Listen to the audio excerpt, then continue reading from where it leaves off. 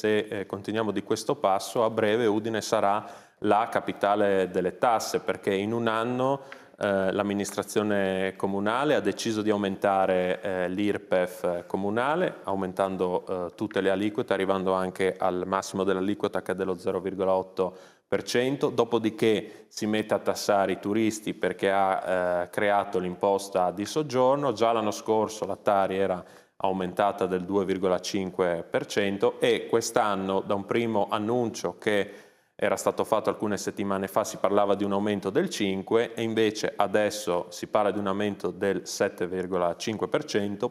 Come si compone la Tari? Non è che decide il comune di come aumentare, se aumentare questo. La Tari, c'è una NET, che è una società partecipata anche dal comune, ma sono 50 e passa comuni, e l'aumento lo decide l'azienda.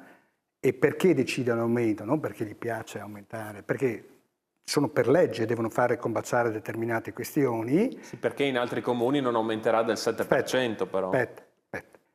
E quindi l'aumento c'è, non dipende dal comune di Udine, come dagli altri comuni, cioè c'è un'azienda che gestisce.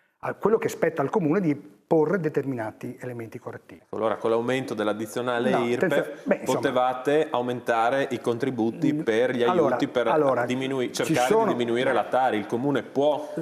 Il comune può fare alcune cose, altre non le può fare. Stiamo parlando comunque, anche con questo aumento, di una Tari che mi sembra sia comunque rimanga tra le più basse, forse la più bassa d'Italia. Speriamo.